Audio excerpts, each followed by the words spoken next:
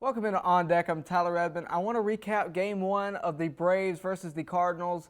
Braves are at home. Dallas Keuchel on the mound. Everything looks in line for the Braves to win it, but they didn't. So let's recap what happened and maybe talk about what they should have done or could have done to fix it. So like I said, Dallas Keuchel's on the mound. Dallas Keuchel has easily the most postseason experience on the Braves pitching staff. He only pitches 4.2 innings. He gives up 5 hits, but only 1 earned run.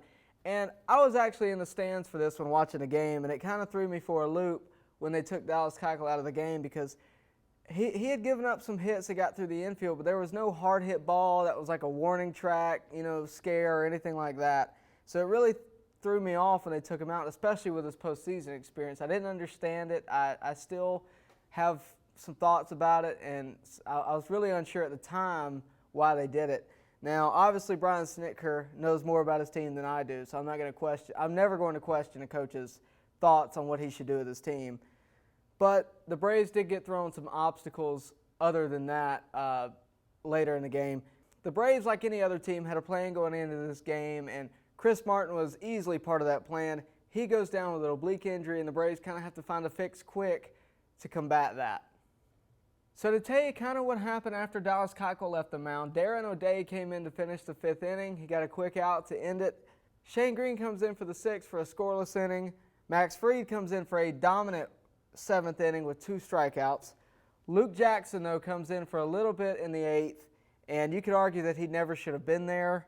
I've heard a lot of Braves Twitter and social media getting on Luke Jackson as they have this entire year with blown saves. But much like his closer role, he was probably never meant to be there. He was only a fill-in because of what happened with Chris Martin. Obviously, now the Braves now have Julio Teheran to fill that spot that Chris Martin left open. So I think a lot will change going into the games 3, 4, and 5. Lou Jackson leaves base runners for Mark Melancon, who gives up 5 hits, 4 earned runs, 2 walks, and 1 strikeout. Again, though, you can't tell me that there was not panic in the dugout and in the bullpen when Chris Martin went down. It's a completely different game when something like that happens. I predicted the Braves to win that game. I'll take that as a loss for me. I did not predict them to win Game 2, though, and they did.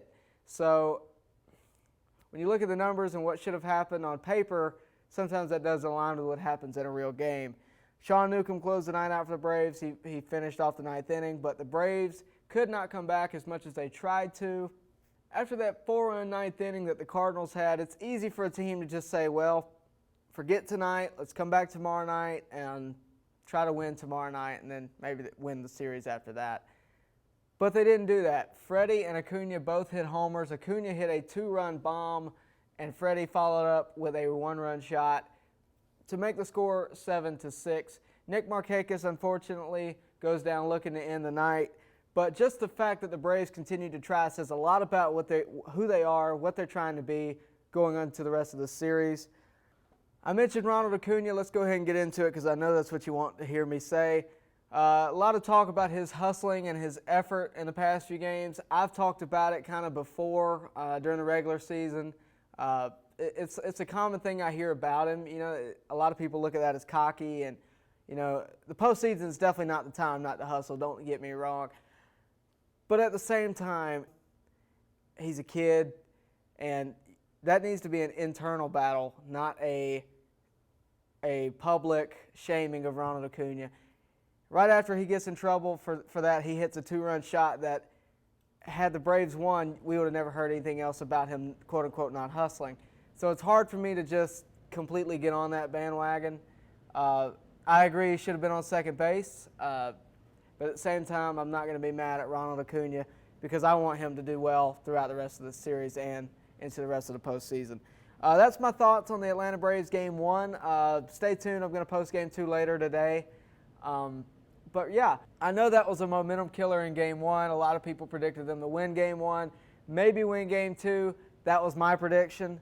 Foltynewicz, we're going to talk about that in the next video. Foltynewicz had a great Game 2. We're going to save that for the next video, though, so make sure you like and subscribe so you can hear all of the Braves news going into this postseason and some of my other coverage and what the Braves can expect in terms of competition.